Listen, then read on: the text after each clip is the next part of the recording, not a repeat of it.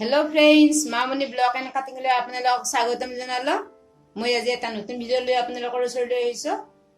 তো কেতিয়াবা আমাৰ কি হয় সিলাই কৰি থাকতে মেচিনত সিলাই কৰি থাকতে সিলাইটো বেয়া হৈ যায় মানে এটা সাইডে আপোনাৰ সিলাইটো ভাল হয় কিন্তু এটা সাইডে আপোনাৰ কি হয় নকৈ গুটি গুটি হয় দেখিছেনে এইটো গুটি গুটি হৈছে সিলাইটো আৰু এইফালে সিলাইটো ভাল হৈছে তো ইয়াৰ কাৰণ আপোনালোকে জানিব বিচাৰে যদি এই ভিডিওটো সম্পূৰ্ণকৈ চাব তো বলক আজি ভিডিওটো আমি আৰম্ভ কৰো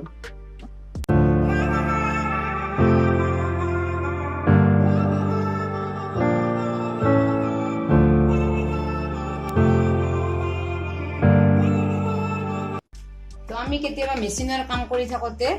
কিছুমান সমস্যাই দেখা দিয়ে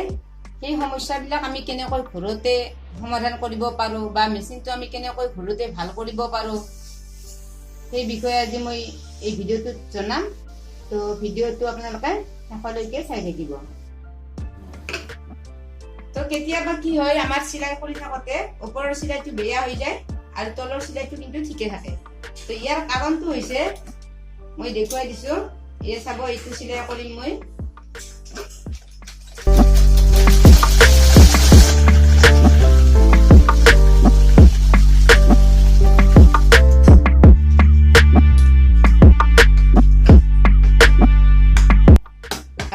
ভালদৰে চিনি পোৱাৰ বাবে মই ইয়াত কলা কাপোৰ আৰু বগা টাকুৰি ব্যৱহাৰ কৰিছো এয়া চাওক সিলাইটো ইয়াত গুটি গুটি হৈছে দেখিছেনে আৰু এইফালে সিলাইটো ধুনিয়া হৈছে এয়া সিলাইটো গুটি গুটি হৈছে ইয়াৰ কাৰণটো আপোনালোকে জানেনে ইয়াৰ কাৰণটো হৈছে এই ববিন কেছটো আমাৰ মেচিনৰ প্ৰধান বস্তু হৈছে এই ববিন কেছটো এই ববিন কেছটোৰ ওপৰতে গোটেই সিলাই বিলাক নিৰ্ভৰ কৰে তো আপুনি এই স্ক্ৰুটো দেখিছেনে এই স্ক্ৰুটো যদি একেবাৰে ঢিলা হৈ যায় একেবাৰে ঢিলা হৈ গলে আপোনাৰ এই সমস্যাটো দেখা দিয়ে তে আপোনাৰ সিলাই এটা সাইডে সিলাইটো ভাল হৈ যাব এটা সাইডে আপোনাৰ সিলাইটো কেনেকুৱা গুটি গুটি হৈ যাব এইটো মোৰ সিলাইটো গুটি গুটি হৈছে আৰু এটা সাইডে সিলাইটো ভাল হৈছে তো এইটো আমি কেনেকৈ ঠিক কৰিম এই বস্তুটো আমি কেনেকৈ ঠিক কৰিম এই যে স্ক্ৰু দেখিছে এই স্ক্ৰুটো আমি একেবাৰে সৰু স্ক্ৰুটো আমি এনেকৈ টাইট কৰি লম বেছি টাইটো নহয় বেছি টাইট হলেও সিলাইটো বেয়া হৈ যাব তথাপিতো এই মোৰ সিলাইটো স্ক্ৰুটো ঢিলা হৈ আছিল এতিয়া মই স্ক্ৰুটো কি কৰি দিলো এনেকৈ টাইট কৰি দিলো এতিয়া মই অকনমান সিলাই চাম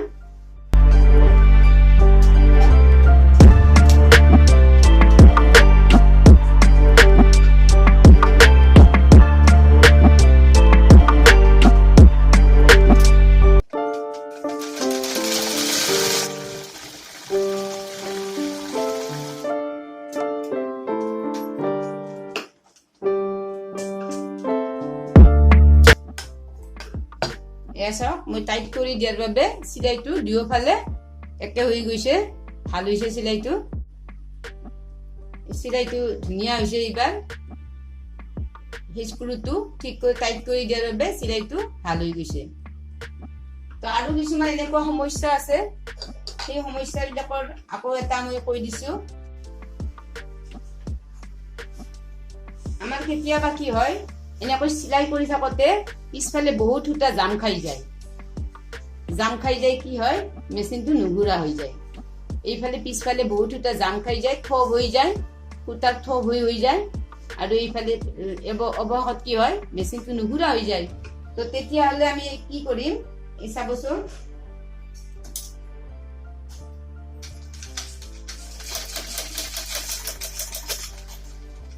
এয়া চাওক মোৰ বেজিটোৰ সূতাডাল ছিঙি গল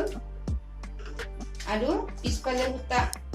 সূতা জাম হৈ গল এয়া চাওক সূতা জাম হৈ গল আৰু বেজিটো ছিঙি গল এতিয়া আমাৰ ইয়াৰ এই সমস্যাটোৰ কাৰণ হৈছে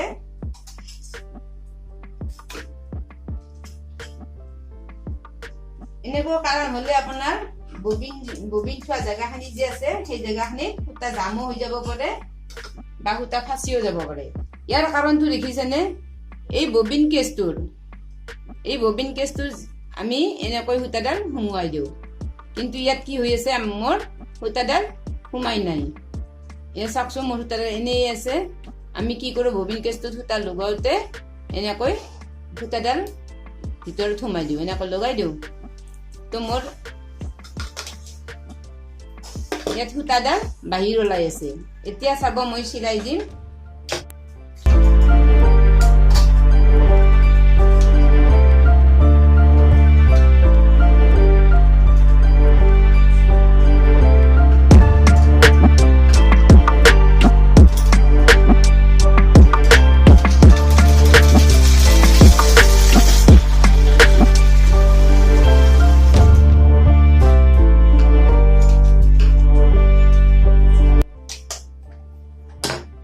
এতিয়া চাওক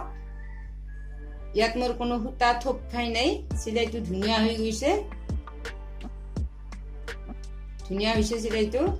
তো এনে কিছুমান আমাৰ সমস্যা আহি দেখা দিয়ে মেচিন চলাই থাকোতে এইবিলাক আমি নিজে জানিলে এই সমস্যাবিলাক আমি নিজে ঠিক কৰিব পাৰো কেতিয়াবা আৰু কি হয় আমাৰ এই ববিন কেছটো ইয়াত নোহোমাই সাইডৰ ফালে এনেকৈ থাকিলে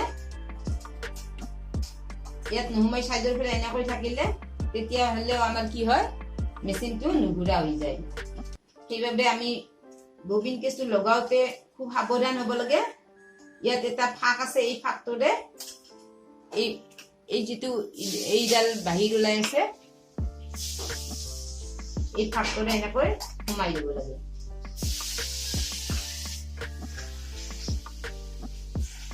তো এনেকুৱা সৰু সৰু কথাবিলাক আমি মেচিন চলাওতে জানিব লাগিব তেতিয়াহে আমি ভালদৰে মেচিন চলাব পাৰিম তো মোৰ আজিৰ এই ভিডিঅ'টো আপোনালোকৰ কেনেকুৱা লাগিল কমেন্ট কৰি জনাব যদি ভাল লাগিছে লাইক কৰি দিব আৰু যদি কোনোবা নতুন আছে সাবস্ক্ৰাইব কৰি দিব তো আজিলৈ ইয়াতে ভিডিঅ'টো শেষ কৰিলো বাই বাই